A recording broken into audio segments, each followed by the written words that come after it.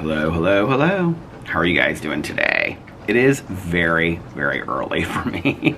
It is currently, let's see what time it is. It is 9:10 a.m.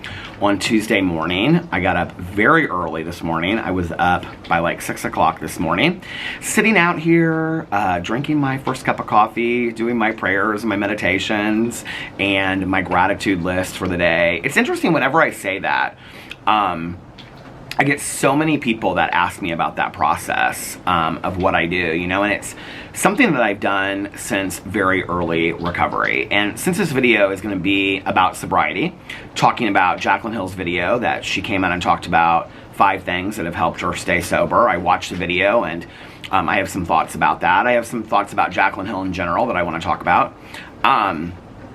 I want to say, and I want to make this very clear for those people that don't know this. I don't know how, if you've ever watched my channel before, you probably already know this, or I'm sure you already know this, but I have been sober for 28 years and 11 months. My sobriety birth date is December 17th of 1994. We do not borrow time in recovery, so that means that today I have 28 years, 11 months, and so many days. If I should make it to December 17th of 2023, I will have 29 years of sobriety. But we do not borrow time in recovery. We have just today, and we have a daily reprieve from drinking. My substance use, and I've done so many videos on this that I'm not going to get into a long history of it, but my substance use spanned the spectrum. I used drugs, I used alcohol, I used many different substances, and it was not my first attempt at getting sober. I am sober by way of a 12-step program.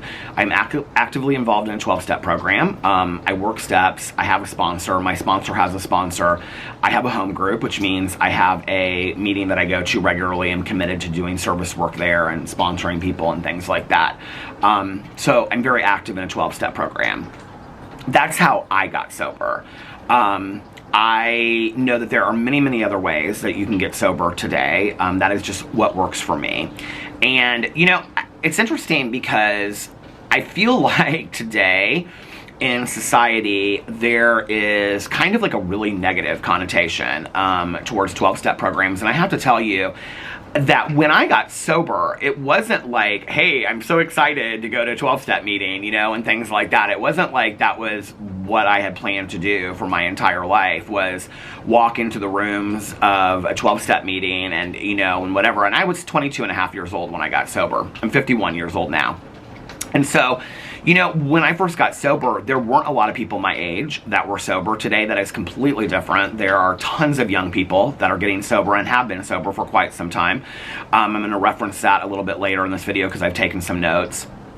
But, you know, there weren't a lot of people that were my age that were getting sober. There was a handful of us in Indianapolis where I was.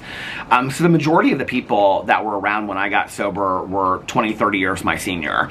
And so I just did not relate, and it was not my plan. I can remember thinking, okay, I'll do this thing for a while, but I have no plan on being in these meetings for longer than maybe 6 months to a year. You know, little did I know that, you know, 28 years and 11 months later, I would still be going strong, going to meetings. And people often ask me, you know, in videos, they'll say, why do you continue to go to meetings? Why do you still have a sponsor? Why do you still work steps?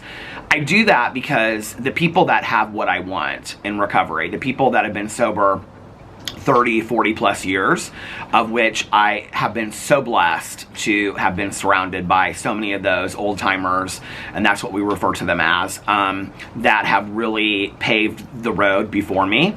And I have been blessed to have, you know, 2 of them as sponsors in my life that have since passed away recently. And I just feel so blessed to have had them in my life. Those were the things that they did to continue to stay sober and having the amazing life that they had. They continued to go to meetings, they continued to have sponsors, they continued to work steps right up until their passing. And the people that I see today in sobriety that have 20, 30, 40 years of sobriety, that have what I want, that have happy relationships and seem happy in their lives and are continuing to grow and thrive, those are the things that they do, and so that's why I do it, you know. I was taught from a very early age and sobriety that find somebody that has what you want and do what they do, and so that is what I've always done. I often get accused of trying to be the gatekeeper on recovery, or, you know, this or that. And I want to make it very, very clear. When I got on YouTube 7 years ago, I always knew that I was going to share my authentic self. And it really was not about recovery at first. It was about the fact that I had watched a lot of gay couples on YouTube. And I would say to my husband, I would say, they're so happy, they're like in love all the time. And he would say, that's not real, it's fake. Like, nobody is that happy all the time in their relationship, right? You know, because they'd be like, hey, we love each other so much. And then 2 weeks later, they'd be broken up and the channel would be coming down, you know, or they'd have 3 partners in 1 year or whatever, sadly, you know. And most of those, I would say the majority of those couples are not even together anymore that had their channels together. Many of those channels that inspired me to be on YouTube. So when I got on YouTube, I just wanted to share authentically about what a real relationship looked like, what a real marriage looked like, things like that. That was always my goal, because I didn't want other people watching my channel thinking that, you know, oh wow, like I want this, and this is, you know, perfect, when you just show them the positivity, right? Like, marriage and relationships are really, really hard. They're really difficult. My husband and I have been in extensive marriage counseling for years. It is completely worth it, 100%. Our marriage is so much better today by having gone through all the hardships that we've gone through, by doing the work, and by being in therapy. You know, our marriage is 10 times better today than it ever was in the past. And I'm so grateful for that. I'm so grateful to have a partner in life that was not only willing to do the work, but was the one leading the way to do the work, because I was so resistant to it at first. I have never been a person in my life since day one of being sober that has hit it or whatever, you know. It has always been important for me that everybody in my life knows that I was sober. All my neighbors know that I'm sober. All my friends know that I'm sober. You know, everybody that I've ever encountered in my life knows that I'm sober. It's not like I say, hey, I'm Peter and I'm sober, but it comes out, you know. Typically, like a first dinner or something, I'll know I don't drink. You know, why don't you drink? Well, because I'm sober. I've been sober for such and such amount of time. Things like that, right? And so, it's a part of who I am. It's a major part of who I am. It's the language that I speak. It's the glasses of which I look through the world in, and things like that. And so it is, to me, it is my most important thing to talk about in life. And when I got on YouTube, that was one of the things that I knew that I was going to talk about. I was going to talk about recovery because I don't know how not to. I don't know how not to talk about addiction and recovery because I am so passionate about it. When you have lived as long as I have, and you've seen as much as I have, and you've been sober as long as I have, it just becomes a part of your life at some point, you know? When you are on a daily basis talking about resentment and amends and, you know, character defects and prayer and gratitude and things like that. I mean, like, that's the language that I speak. Even with my husband, who isn't in recovery but understands that language very, very well. And so that's just something that I've always spoke. It was my goal getting on here at the very beginning and sharing my story to plant the seed of recovery for just one person out there. That maybe one person out there would say, if Peter can do it, then I can do it too. What I never expected, okay, because you have to remember, when I started 7.5 years ago, I started on BookTube. What I never expected was to do a video and talk about recovery and getting mass amounts of people in the comment section below that sounded off about their recovery dates and how long they've been sober, many of which have been sober longer than I had, okay? Inspiring other people to get sober. Comments from people saying, I don't think I'm there today, but your story has inspired me. The comments have inspired me that maybe one day I can do it. That is more encouraging to me than anything, right? Just to put that hope in somebody's head that one day they can do it. You know, the emails I received, the DMs from people about family members and, you know, people entering detox programs and treatment programs and things like that. It's just amazing. It's nothing that I ever expected from having a drama commentary channel. It really isn't. I mean, never in a million years, right?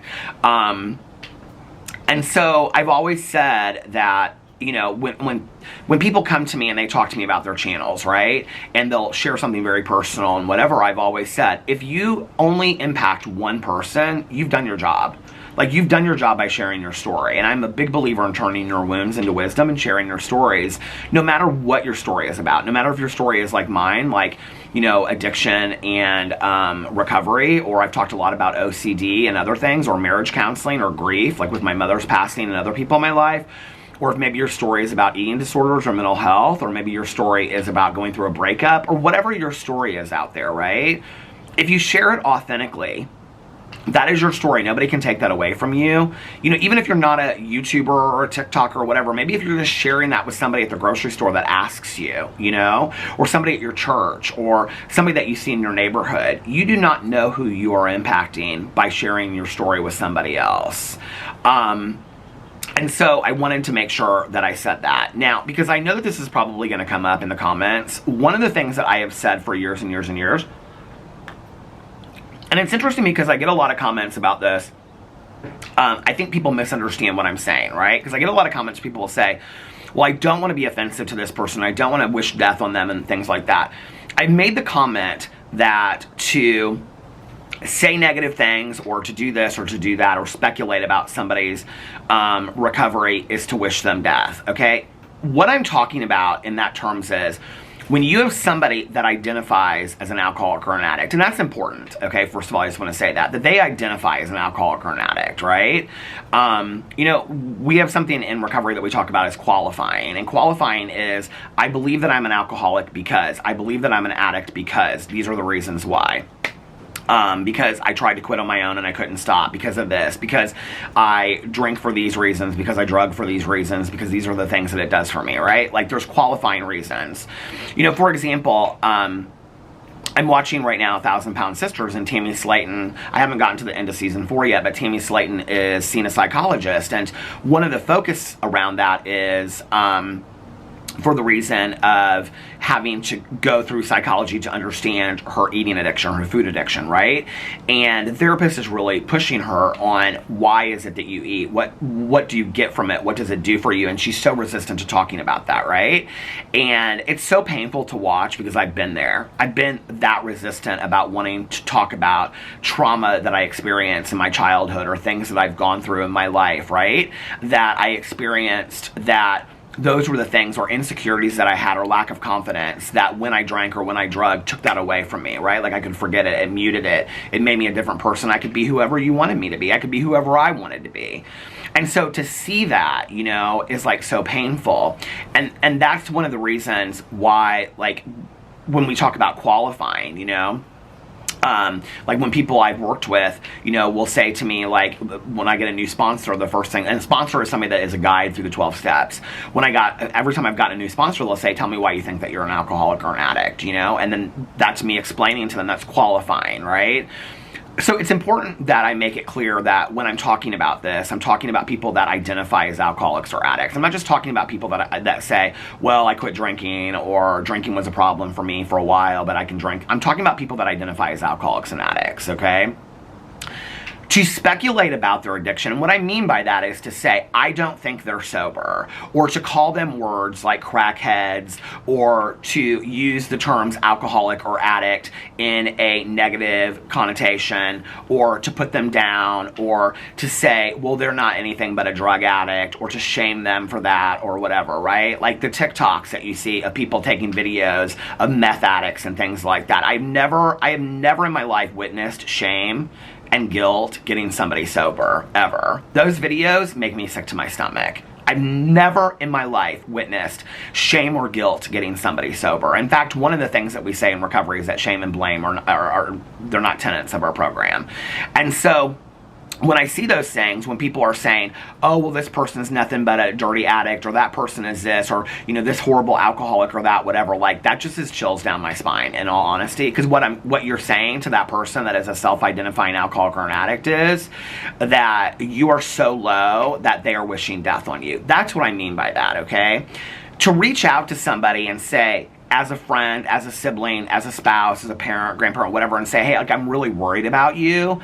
Like, I know that you've had problems with addiction. You're trying to get sober, like anything. That's not wishing death on an addict. That's being supportive of an addict and an alcoholic. And I always tell people, just lead authentically. Say, I don't even really know what to say in this situation. How can I be supportive of you? How can I help you in that situation, you know? So, I just wanted to make that clear because I am going to be talking a little bit about what I thought about Jaclyn Hill's video. Now, I can tell you, I have not heard her say in any of her videos that she self-identifies as an alcoholic, okay? She said that she has quit drinking. She had said that alcohol was a problem for her. I was very impressed by her first video that she came out, and she was very genuine and she was authentic in that. I have some different feelings about her newest video, but I don't have videos, I don't have feelings of her video of like, I have questions, I will say that. I have some fears for her, like I have for anybody when I watch these things. And you have to remember too, like this is the thing for me, is that I have been sober for so long that it's kind of like, if you can spot it, you got it kind of thing. Like, when I see people say, it's like Scooby-Doo ears, right? Like, when I hear people say certain things, I'm like that, right? Like, okay, I've been there. I've said those things. I have felt that way. Like, this kind of worries me a little bit, right? So I'm just going to say that. I'm very proud of Jaclyn. She doesn't need to hear this from me, and I'm sure she could care less. I'm very proud of her for getting sober. She refers to herself as being sober, being in sobriety, but that is not a term that you have to identify as an alcoholic to be sober, okay? And she says in her videos that she may drink again down the road. She didn't say that so much in her first video, but this video she said it in. So, like, that's one of the things for me that I hear when I hear people say that. Like, for me, back in the day, when I would go from, I don't know that I'll ever drink again, to, because that's why I always say that I'm in recovery, right? Because I just have for today. When I would say things like, I'm never going to drink again, and then that would phase into, I might drink down the road, that was kind of the weakening of the road, right? And then that would go into, well, I might drink next year, well, I might drink next month, and then eventually I was drinking again. Those are fearful statements for me when I hear that from people, right? So I just want to make all that clear before I get into this video. You know, this is not something that I take lightly. I think that she is really helping a lot of people with her videos. I think my fear is, okay, when I watch any of these kind of videos. Now, the last time I spoke about this, about somebody, I got just eaten alive for it, right? So I want to clarify really what I mean by this. I am only sharing my experience, strength, and hope of what I went through, what works for me, and what helps me. Jaclyn Hill makes it clear in her video that this is what has helped her, right? Jaclyn Hill does not go in, and she even says she's not going to talk about how much she was drinking or what she was drinking, right? So we don't know to the level that she was drinking. We don't know anything like that. My fear is the things that she's saying, I think, are helpful to somebody that might not be a true alcoholic, okay? I'm not sure that they are helpful for somebody that is sitting at home that is really struggling with alcoholism and addiction. In fact, I think some of the things that she says could be hurtful to that person. I think that, I don't even know that she's aware of that in saying the video, that could be problematic. The things that she's saying are basically, these are the things that I did to help me quit drinking from a health point of view. To lose weight, because I didn't want to be, you know, I wanted to be clear-headed when I got up. I wanted to enjoy my next day, things like that. So a lot of the things that she says in there, I mean, most of the things she says are not from the point of addiction whatsoever. They're a point of, like, prioritizing and cleaning up your life. And that needs to be made very, very clear.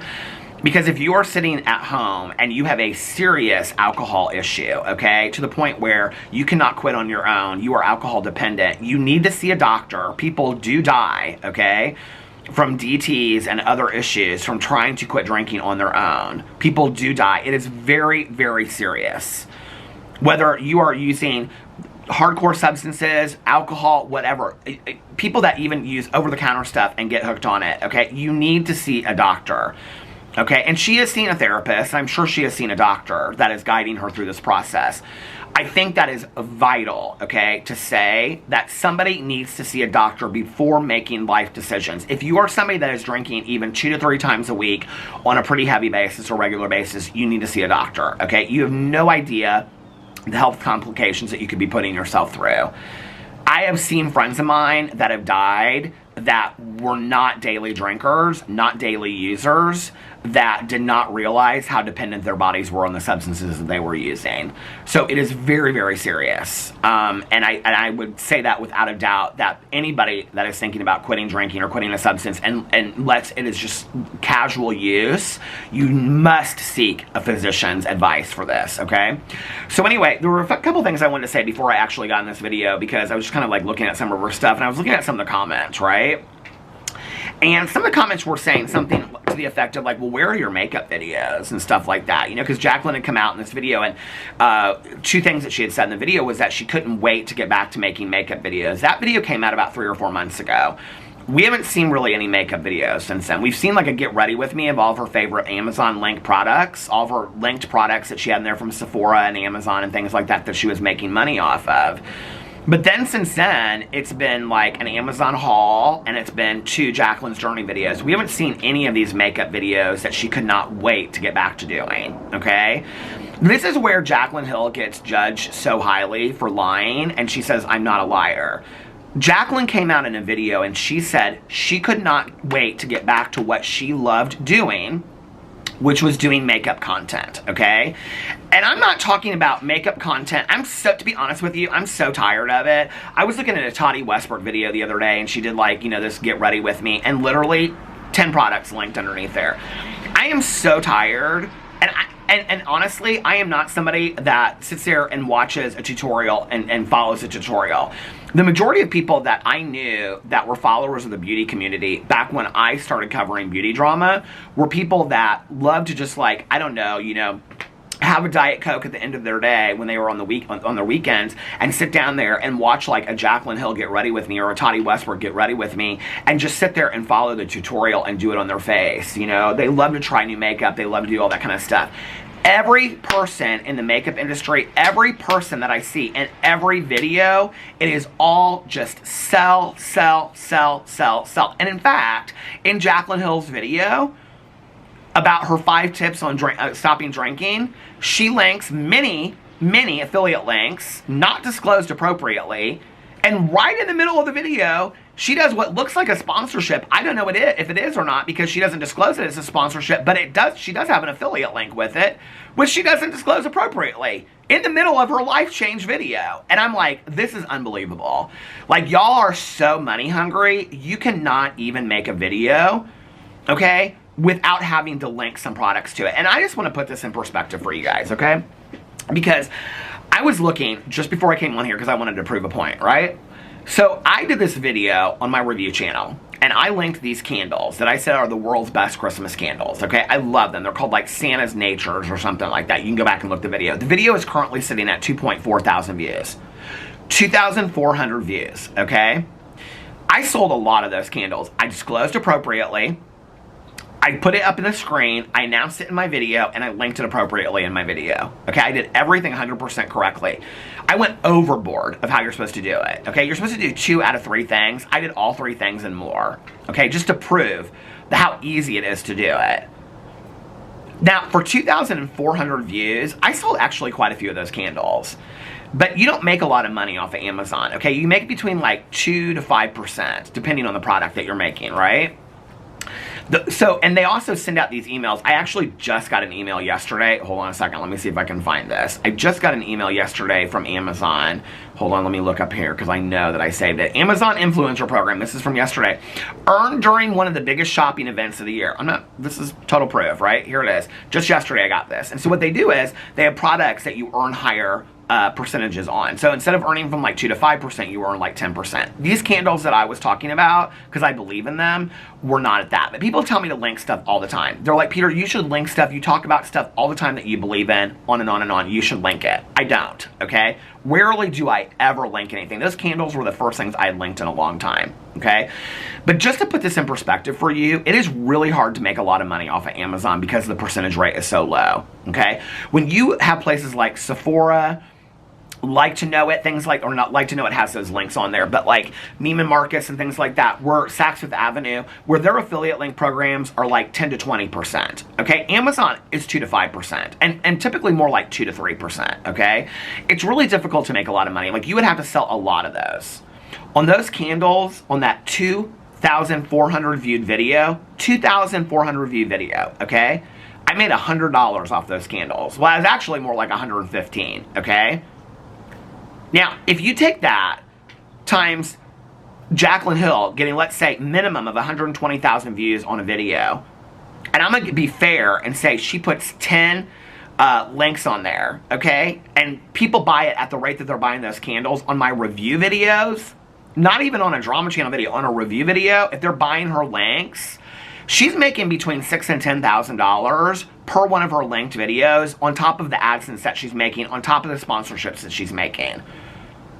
So when she comes out in a video and she says she doesn't want to be a marketplace anymore, but you can't even do a life update video about 5 points to quit drinking without linking it, okay?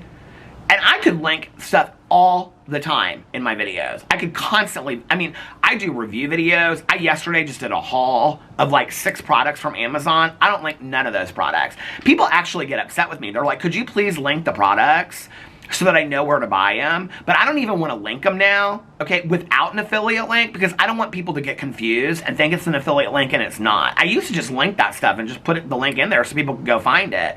But I don't want to do that anymore because I don't want people to get confused and think it's an affiliate link when it's not, right? So I just show it up there and tell them exactly what it's called so they can go purchase it on their own. Do you know how much money I could make if I spent my time linking every product? And I mean, from the coffee that I use, to these Caddish reading glasses, to my hats that I buy, to the coats. I mean, constantly I'm showing stuff in videos, right? Constantly. Constantly. I don't link any of it. I don't have to link any of it because I'm passionate about what I do. Okay? So when you want to come out in a video and you want to say you can't wait to get back to what you're passionate about, and here we are 3 to 4 months later still waiting on a makeup video from you, okay? You said you didn't want to be a salesperson on social media and you're still selling stuff. In your video on how, this is where you lost me, girl. I'm going to be honest with you, okay? I was really excited to watch this video on your tips to quit drinking.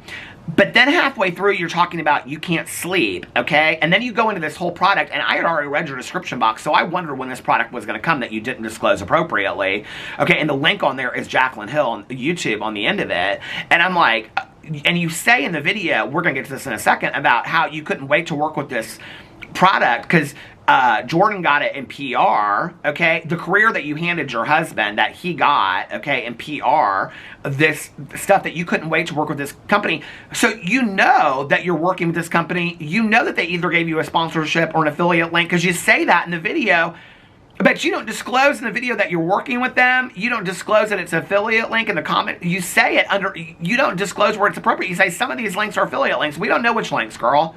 We don't know if in this video or another video you don't disclose appropriately, and you continue to do it, okay? And honestly, God, I hope you get the hell fined out of you, okay? Because you are so inappropriate as a businesswoman, and you're a liar, okay?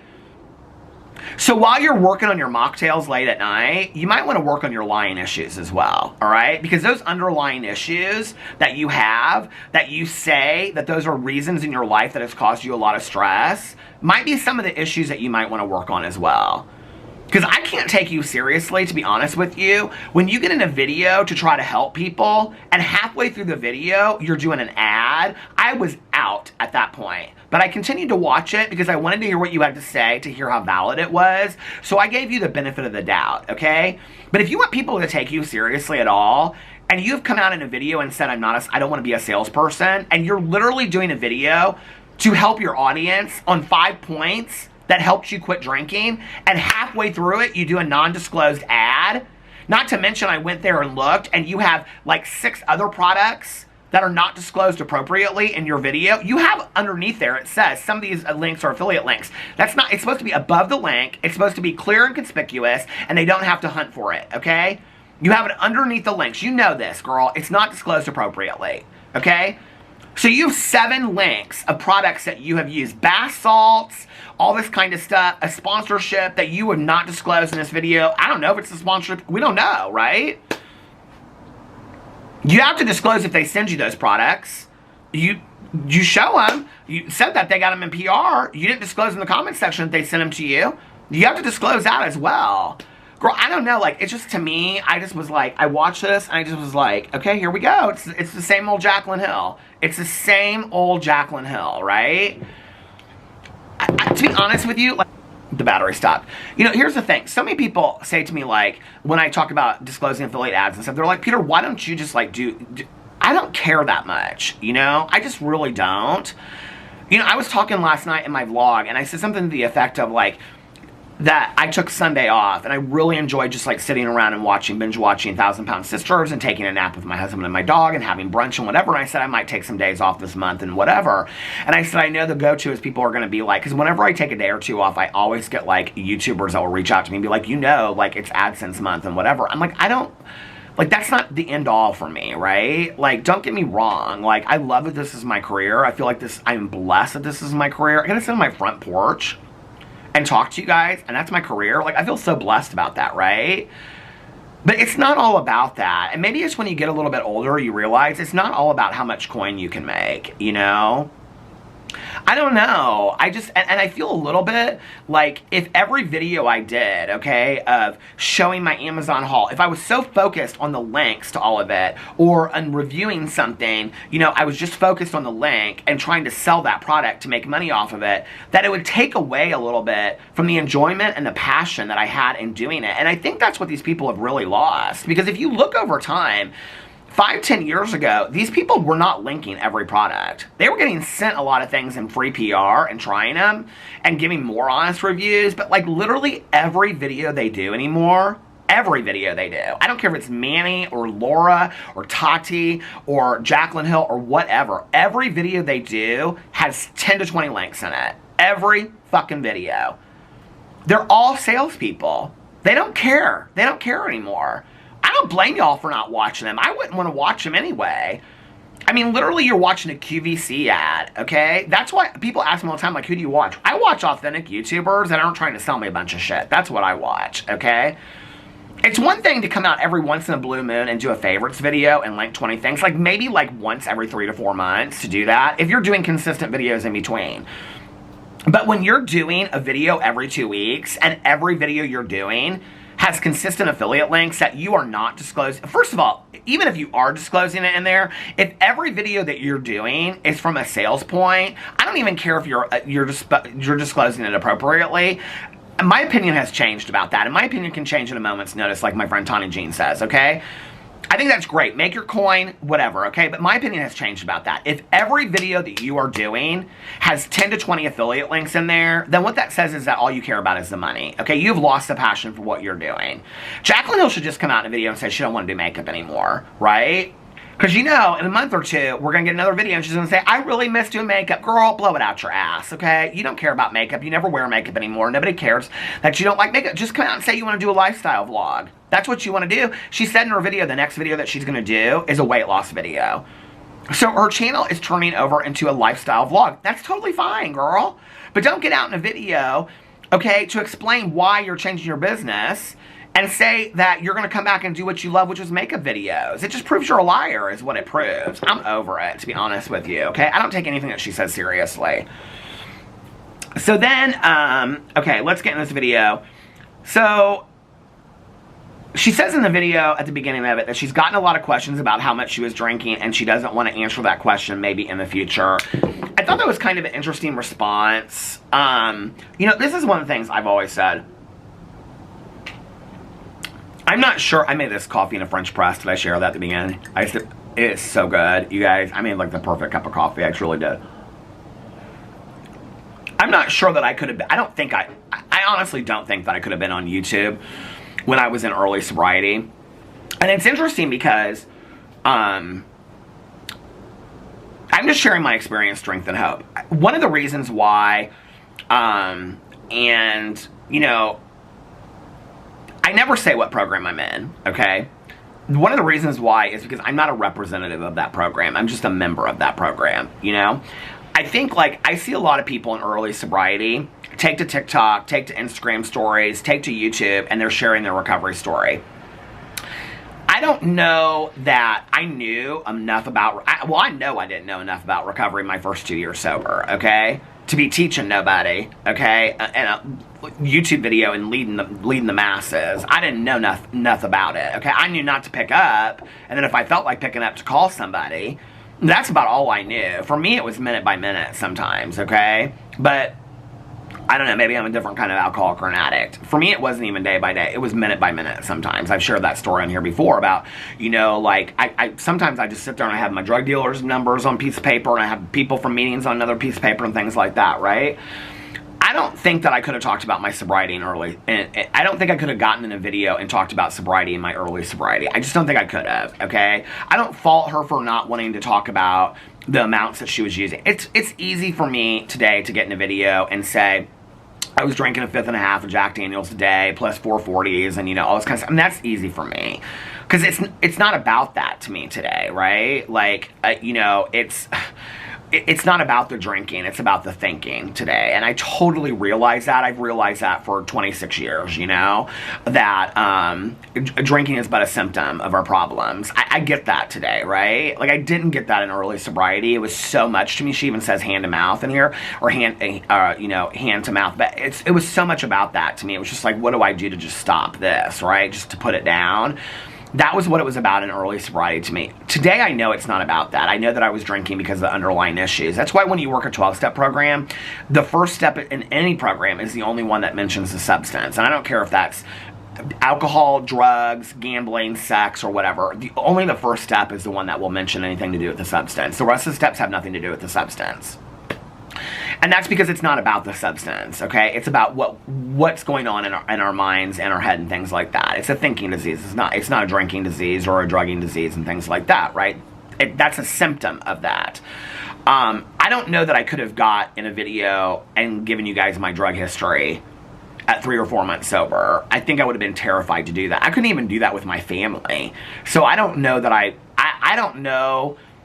I mean, she has a platform and she's been on YouTube for a long time, so I think it's kind of a different thing. You know, it's not like she's just starting a YouTube channel talking about this, but I think if I had had a platform, I got sober, hey, I give it to anybody out there. And like I said, she doesn't self-identify as an alcoholic, so I don't know. It feels a little different to me than just, I mean, I have a lot of friends of mine that have just, like, quit drinking for health reasons. Like, I want to lose weight, I want to prioritize my life, so I'm quitting drinking, right? And they quit drinking for 6 months or a year. Some of them quit for good and they never go back, right? But they're not alcoholics. My friend Melissa, one of my best friends in my entire life, after college, she decided she wasn't going to drink anymore, and she never drinks. She always, like, we go out, she always has a Pepsi, always. So, she don't drink. She doesn't identify as an alcoholic. She doesn't have problems drinking alcohol. She just is like, I drank a lot in college, I just don't want to do that today. That's not who I want to be, you know? I have a lot of friends of mine like that just choose not to drink, but they're not alcoholics. So there's a difference, you know? There's a difference when it's a detriment to your life. So I don't fault her for that, but I think that for the people that are watching it, they're going to want to know, like, am I an alcoholic, or is my drinking as bad as Jaclyn's, whatever, because they're listening to what she's saying to do to quit drinking. But if their problem is so much worse, like if I had been watching this video, sitting at home before I got help, like my drinking, there's no way the 5 things that she said, because I was thinking about this, I was like, what are the 5 things you would have said in your 3-4 months being sober? And I would have said things like, don't hang around other people that are drinking, don't go places where they're drinking, only hang around people that are sober, you know, whatever. Like, I was trying to take it out of a 12-step kind of realm and just be like, if I wasn't, like not preaching about 12 steps, like, what are the things I would do? Well, she's got alcohol in her house. I would not have had alcohol in my house. That was not something I could have done in early sobriety. I'm not telling her that she can't do that. I'm telling her that I'm saying that's not something I could have done, right? She's saying she's going to places. I couldn't have done that my first couple months sober. There's just no way, you know. For me, for this alcoholic, I couldn't have done that. So the thing, if I were watching that video, the things that she was saying, drinking mocktails, listen, that was romancing drinking to me. Okay, if I were going to drink club soda or drink anything in a martini glass, like she talks about in this video, I can tell you I would have been drinking, because it wasn't about the martini glass to me. It wasn't about the club soda. I wanted the effect of drinking. So the martini glass was going to lead to the martini for me, right? Which is why when my friends in early sobriety came into my apartment and was like, we're getting rid of this shrine to alcoholism in here, okay? I had all these wine bottles up there, and I had margarita glasses, martini glasses, wine glasses. He made me throw them all away, okay? And then when I had all the trash bags down on the kitchen floor, I've shared this story in my vlog, so you can go fact check this, okay? When I had all the trash bags on the floor, we started walking out. I said, aren't you going to carry one of them? Or are you going to help me? And he goes, no, that's your burden to carry. That's your trash to carry, right? So I couldn't even have any of that around. Like, that was romancing the drinking for me, right? But if it works for her, hey, more power to her. I'm just saying that if I were in, before I had gotten sober, my drinking, if I had watched this video would, I couldn't, it wouldn't, those tips would not have helped me. So then she goes in and she says, the reasons she's drinking are really, well, okay, so she goes in here and she talks about the reasons why she's drinking, and she talks about, it's basically emotional drinking is what she's talking about. I'm like, this is interesting to me, okay, because you're not just talking about you're stopping drinking because of whatever, like, really, you're insinuating problem drinking, right? Like, so, you know, in recovery, we recommend controlled drinking if you think that you might have a problem, but you're not sure and you don't think that you're an alcoholic, try some controlled drinking, you know, try to go out and have, you know, a couple beers a week, limit it, and if you can't stop at that point, then maybe you have a problem, you know? I don't know, like, it's interesting to me that she talks about the health problems and losing weight and all this kind of stuff, but then her reasonings behind it are that she emotionally drank, she celebrates with alcohol. Basically, alcohol is her best friend, is what she's saying. Well, that's a very alcoholic thing to say. I can relate to that statement. I'm not saying that she is. That's not my place to put on her. I'm just saying that's a statement that I would make, okay? It's interesting to me some of the things that she talks about her therapist saying, because every therapist that I've ever been to talking about my addiction, those are not the things that they would say. I can tell you that if I had said those things, and I did say those things to my therapist when I first got out of recovery, or out of treatment, like, he would have looked at me and been like, okay, this is a deeper issue than you're willing to admit. Like, okay, people that are emotionally drinking, like people that are emotionally eating, like when I was talking about Tammy Slayton, like, it's a deeper issue. Like, what's going on here, right? Like, this isn't just about wanting to lose weight. I think the lack of awareness of that is kind of what scares me a little bit, in all honesty, and I hope that this fares well for Jaclyn. I really hope it does. But I think it worries me more for other people out there that are emotionally drinking, that think that coloring in a bathtub and a coloring book and having a mocktail late at night is going to do it for them. Because the reality is, you know, we talk about emotional sobriety. Emotional sobriety is, who am I when I put the drink or the drug down, right? Because if I have this hole in my stomach, that alcohol, or if I have this hole inside of me, from emotional trauma, from feelings, from emotions, from things that I've gone through, from hurt and pain, from insecurities, lack of confidence, whatever, right? If I have that and alcohol and drugs are filling that up, when I take the alcohol and drugs away, what happens to that hole? Okay, if I'm not working on that and I'm not evaluating that, there ain't no coloring book in the world that's going to fill that up. That's just the truth. There's no mocktail in the world that's going to take that away, right? So, you know, anyway, then she says in there that you have to put yourself number one, and her therapist told her that if you want to drink, you have to tell yourself you don't deserve it. I think that's great. I think that's great and all that kind of stuff. But I'm telling you right now, at day 20 or at day 10 of me being out of treatment, if I was sitting in my apartment, I can see myself sitting there, right? If I had said to myself, you don't deserve a drink, I can tell you my mind would immediately go to, you fucking deserve a drink, okay? You've been through hell and back. Look at your life. You know, we have a saying in recovery that is, if you had my life, you'd drink too, right? Like, that's the excuse that we give ourselves. I don't think that me just telling myself I don't deserve a drink would work. Okay, if I had that kind of willpower, I wouldn't be sitting here today having worked a 12-step program the way I did. I didn't have that kind of willpower. So she really, I think, in her video needs to identify, I am not talking to somebody that is an alcoholic, okay? Somebody that has alcoholic issues, somebody that has extreme alcohol problems. She's not talking to that person. She's talking to a person that has been using substances and they've interfered with their life a little bit. Like, she needs to make that very, very clear, because to a hardcore alcoholic, this video could be dangerous. It scares me a little bit for that person out there. So then she goes in and she talks about these 5 points, which I found 6 points, so I don't know what her 5 points were, but anyway, The first point is her calendar, and she talks about her therapist giving her a calendar. Now, I talked about this in my previous video because I said this point meant so much to me because that was something that I had in early sobriety.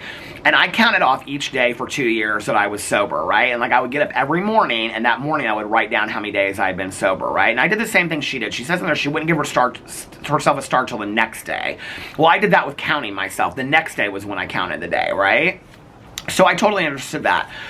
Then she talks about how she stopped this calendar at a month and a half because she wasn't having cravings anymore. She didn't have cravings and all this kind of stuff. She talks about not having cravings in there, right? And I'm looking at this calendar and it's right by the liquor. She's got all this liquor in her house. I'm like, you want to get 5 points on tricks to not drinking? I got one trick for you, Jaclyn. Get rid of that alcohol. Why do you have alcohol in your house if you're trying not to drink? Is that for Jordan? But you want to talk later in the video about supportive people. So, I don't know. I didn't have people around me that were drinking when I first got sober. And if they did, like, I had to be in situations where I could leave immediately. And I sure as hell didn't have alcohol in my house. That was just me. You know, today I don't have that issue. At 28 years sober, I mean, I have alcohol in my house because my husband drinks. But at any point that I asked my husband, can you take the alcohol out of the house, he would take it out. I've talked about that in videos before, right? So, and I know alcoholics today that are 30 years sober that don't have alcohol in their house. And I have friends of mine that are sober 40 years that do have alcohol in their house, that serve alcohol to their friends. So it's a personal issue. But that was surprising to me. And then she goes on to say that when she wants to go and make a drink, the calendar is a reminder to her. And I'm like, girl, just get rid of the alcohol. Like, that would be a real simple point, right? And then she says in there that she used alcohol for a lot of shit. And I'm like, okay, so you're talking about emotional drinking is what you're talking about. But you don't once in here talk about one of those 5 points on, I mean, I think that's an important point if you're emotionally drinking to talk about the work that you're doing with emotional drinking. Not just look at these coloring books that I order and these Epsom salts and here, can you go buy them from my link below and take a bath late at night? That'll help you get sober. There ain't a fucking bath in the world that'll get you sober. I'm sorry, there just isn't, okay?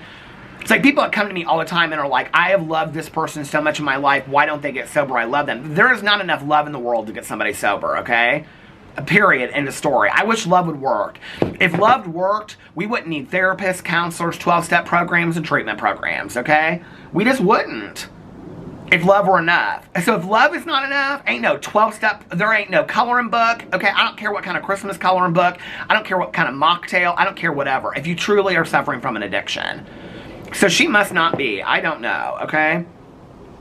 So then she says, after she says that she doesn't crave anymore, she says that a martini still sounds great, but she says she isn't having cravings. So that part was confusing to me, right? Here's the thing. There's no shame in saying that you're having cravings, okay? For a long time, I felt like that was true. And I'll never forget my friend Tanya saying to me one night, she's like, I still think a beer on the boat in the summer sounds good. She's like, I still have the craving for that. She's like, listen, I'm an alcoholic. I drank because I liked drinking. I know that to be true of me today. I drank because I liked drinking, right? I like smoking weed because I loved smoking weed. I loved what it did for me. The problem was it didn't work for me after a while, okay? I had to drink more and more. I had to smoke more and more. I had to eat more and more pills. I had to do more and more of this and that and cocaine and things like it just didn't work for me anymore, right? So it took a lot of the fun away from me, okay? And I just was suffering too much. It just wasn't worth it for me anymore, right? So I don't know. There's no shame in Jaclyn saying, I still do have cravings from time to time. Okay, that was where I kind of felt like, because she says it, and she says, well, I don't have cravings anymore, but then she says, a martini sounds good every once in a while. Okay, that's normal, girl. There's no shame in that. We are not a program of shame or blame. Okay, and somebody that's just quitting drinking to quit drinking, trust me, it would be totally normal to want to have a beer or a martini every once in a while. There's no shame in that, girl. You shouldn't feel bad about that. So then she goes on this whole sleep thing about sleep. She's always been a problem sleeper, and I'm like, oh, I really relate to this, right? Like, I've always had problems sleeping too. Ever since I got sober, it's been a huge issue for me, always since I got sober. Then she throws in a non-disclosed ad for this Beam drink. And I'm like, you have lost me, girl. Like, seriously, I'm done. Like, I'm done. I don't even care to hear what anything else you have to say in this video. Because you came to do this sincere, genuine video with Jordan in the background filming you jumping all over this fucking house, okay? And then you throw in this affiliate ad in there. You are literally everything that I thought you were, okay? You can't even come out and do a genuine, authentic video without trying to sell some shit to your audience to help your audience. Girl, it's too much, okay? Like, you need a reality check for real. I'm just done with it. Then she goes on and she says in that part there too that she really wanted to work with them. So she's fully aware that this is like she's working with them because she has an affiliate link below. She doesn't say she's working with them, but she says that she wanted to, right? So she's fully aware of it. Then her third point is boredom. We all talk about that in recovery. And she goes in this organization thing and she says, when you're not drinking, the days are so long. And I'm thinking to myself, girl, how much were you drinking? I mean, when I was drinking all day long and I got sober, sure shit, the days were long, right? That's why I was going to meetings 3 or 4 times a week, or 3 or 4 times a day, okay, when I first got sober, spending all day at these recovery clubs, girl. But if you're just having a couple drinks in the evening, girl, your days wouldn't be that long. I was confused by that, okay. So then she goes in and talks about coloring, and then she talks about these mocktails, and Jordan's making her this mocktail or something. They talk about it later, too. And we'll talk about that in just a second. So then she gets into saying, if you haven't gotten, okay, you have to get comfortable saying no to things, which I totally agree with this, right? She's talking about tailgating and that somebody just asked her to go tailgating, but she can do those things now, but she couldn't at first. She talks about walking by the lake, drinking club soda. A girl, first of all, okay, mocktails and club soda, y'all don't, this is romancing the drink to me, okay? Have you ever had club soda by itself? It's fucking nasty, okay? Club soda is nasty. The only time I've ever drank club soda is when they did not have soda, like Diet Coke, okay? Club soda is nasty, okay? So if you're drinking along the lake, drinking a club soda, that's because you want to drink so bad, girl, okay? That you are wanting to romance, holding a drink in your hand, walking along the lake, that you got to have a club soda, girl. I'm being honest with you, okay? Because your therapist ain't, so you need some help, okay? Girl, seriously, this is, It makes me sad, honestly, for her. It really makes me sad for her. Listen, I'm speaking exactly how I would speak to one of my friends in recovery, okay? If one of my friends was like, oh yeah, me and my husband was drinking a club soda, well, I'd be like, girl, what were you drinking a club soda for? What are you romancing the drink for? Were you drinking that, girl, what? Oh, you were drinking a fake mocktail martini? Sitting there walking, what for, girl? You want a martini that bad? Try drinking again, maybe. I don't know, girl. Like, if it's really that appealing to you, a glass is a glass, okay? I'm telling you right now, I didn't give a fuck if I was drinking a martini in a plastic cup, okay, the lid off a mouthwash cup, or a martini glass. It didn't matter to me, okay? I was looking for the effect. I don't know. Like, that's so weird to me. That I don't know. Maybe, I don't know, girl. Hey, whatever. Do you. So then she talks about saying no to things, and you can always go home. And I said this in my first video when she was talking and stuff like that. I said, you can always go home, because she's talking about going to these parties and stuff like that. I think that's great that she learned that. I really do, you know. Congratulations to her that she learned that. I think that was one of the, probably the best things that I ever learned in early recovery, is that if I get somewhere and I don't want to be there, I can leave, okay? And people will respect that. They really will. And then she says, make not drinking your only thing for the month. And then she talks, okay, and then she goes in here later and she talks about sugar and alcohol. And then she reiterates only focusing on not drinking, not focusing on, like, not working out, not, you know, doing all this kind of stuff, but just not drinking for that month. And all this kind of stuff. And then she talks about taking baths was a game changer for her. And then she talks about the sugar and the alcohol. She shows all these treats and stuff like that. Okay, the sugar and the alcohol is real. That deal is real. I talked about that in my last video when I covered this. They talk about that in the movie 28 Days. That girl's in there making them candy, you know, chains and stuff like that because she eats so much candy. That is real. That is the real deal. When you quit drinking, you crave sugar like nobody's business. And Jordan says in the back of the video, or in the background of the video, because there's so much sugar and alcohol, it's true. You don't have any clue. Even if you're, like, even people that drink like sugar-free wine and all that, you guys have no clue, okay? Like, I'm just telling you right now. So that was very, very true. This whole kind of idea of only focusing on not drinking, like, I have always, me being an alcoholic and not drinking has always been a priority in my life. It is prioritized over everything in my life. Because if I am drinking, I will not have my marriage. I will not have YouTube. I will not have my friends. I will not have my family. I won't have anything. My family have made it very clear. If I go back out there again, they're done. So even after, if I picked up tomorrow, they would probably be done. Would they help me get back into treatment if I wanted to? Yes. Would they help me, you know, get into therapy, get my life together? Yes. Would they give me money to keep on drinking? Would they support my life? Absolutely not. Would they stick around? No. But they would help me if I wanted help. Those are two different things, okay? But they made that very, very clear. I would lose a lot. So I've always prioritized my sobriety. Everything I have today is a result of my sobriety. Jaclyn's obviously not that. This is a health thing for her, okay? This is not a drinking was a problem thing. But this is where it's confusing to me, because she says she drinks for a lot of reasons. She says that all this kind of stuff, but then it's a health move for her, right? Because if it were, the drinking were for a lot of reasons, she'd be talking about therapeutic aspects. She wouldn't be talking about taking baths. I'm just being real with you guys, okay? Friends of mine that quit drinking for health reasons or to prioritize things in their life, to like, you know, the drinking's gotten to be too much or whatever, they're not talking about that they were drinking for emotional issues. They're talking about, well, I came home from work and I had a few too many glasses of wine and I felt hungover the next day, or I put on some weight from my drinking and things like that. They're not talking about drinking over issues. That worries me a little bit. And that was what I was kind of hoping to get from this video, was she would talk about maybe some therapeutic work that she was doing to deal with that. Because there's a lot of people out there, this is what worries me about it, right? There's a lot of people that are watching this video. A lot of people are very happy with this video, and she says in there that she's helping a lot of people, and I think that that's great, right? You are not necessarily, and nor am I, the spokesperson on sobriety, okay? It's just your experience. I think you need to make that clear, because there's a lot of people out there that might drink more than you, that they might need actual therapeutic work to work on what those underlying issues are and why they drink, okay? What are those root causes that make them drink? I needed to work on those things. I needed to understand those things. Because if I wasn't working on those things, then I wasn't working on the reasons why I was drinking, and I was going to go back to drinking at some point. Because if I didn't work on what those issues were, and I didn't work on those root cause things, I was going to go back to drinking. And I took it as far as I could in 12-step work, and then I had to seek outside help and therapy to do those things, right?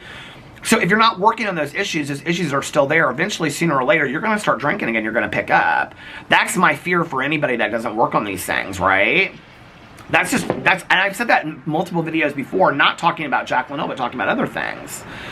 Now, this attitude of only focusing on, like, not drinking for a month, that was kind of the attitude when I got sober, was don't quit smoking cigarettes, don't, you know, quit drinking caffeine, don't work out, don't do that. That's, today, I will tell you, and any young person in recovery will tell you this, I see young people get sober and, like, well, there's a lot of young people that still drink, you know, the Monsters and vape, and they have them big, you know, what are they called, rigs, those vape rigs that have put off plumes of smoke. But I have to tell you, there is a whole trend in recovery of young people getting sober, and I'm talking about, like, early 20s and things like that, and they get sober and right away are, like, at the gym every single day, okay? Within months, going back to college, getting degrees, losing weight, getting healthy, quitting smoking, quitting caffeine, everything, right? Like, maybe they keep on drinking coffee, because that's kind of a recovery thing. But, you know, like, within, like, the first few months, they do everything at first. Because I can tell you right now, I've been like, damn, I wish I had done that. I wish I was going to the gym, you know, every single day. Even they have, like, young people's groups in recovery and things like that, that they'll do, like, outings that are, like, healthy outings that they go do, right? Like sporting outings and things like that. I'm not talking about going to see a sports game. I'm saying sporting outings. So, like, I understand her attitude about that. I think that is a fantastic attitude. That was my attitude in early sobriety, was just focus on the recovery. And I'm so glad that I did that, right? Because that gave me a foundation for early recovery. But today, there's a little bit of a different attitude. A lot of the young people, and I wouldn't even say just the young people. I'd say a lot of people, 40s, and, you know, as well, are getting sober and immediately going to the gym and working out and just having a complete lifestyle change. And then working a 12-step program is just part of that, right? So then she goes on, and last and final two, she talks about the mocktails. And at first she says, she was like, what's the point in a mocktail? And then she's like, oh, it was about the hand-to-mouth fixation. And I'm like, okay, what's the point in this? For me, that was my attitude, you know? Like, when people would be like, I'm just going to have one margarita, I'd be like, what for? You ain't going to get drunk off of one margarita. Well, that's basically what she's saying about the mocktails. But then she's drinking this beam stuff that relaxes you. And I'm like, okay, girl, whatever, do you, okay. So then she says that if she's like out at the bar, she can have something in a martini glasses. Listen, I couldn't have done this. Okay, more power to Jaclyn Hill. I'm glad that she could, but I couldn't do this. Because if it was in a martini glass, I wanted the effect, okay? I wanted to get drunk. So, which is kind of ultimately what she said at the beginning of this video anyway, so I'm confused by it. I wish her all the best. I'm glad that she's doing well. It's been months without her drinking now. Honest to God, I wish her all the best. I really, really do. I wish that she would be able to do a video and really talk about what she's working on therapeutically and what her therapist is telling her and things like that to help other people out there. I think it's also important that she makes it very, very clear that she's just sharing her experience, strength, and hope, just like I'm sharing my experience, strength, and hope, because the thing is that you never know if somebody out there is worse or better than you. And I also think it's important, like I said, to always seek medical and therapeutic advice before you make major life changes in your life, because you don't know how detrimental it could be to you. But like I said, I wish her all the best. I really do. I think this is a great change for her life. She seems much happier. She looks fantastic. I just hope for her that she gets out of it what she totally wants to get out of it. So anyway, let me know what you think in the comment section below. I love you guys so much, and I'll see you tomorrow. Bye.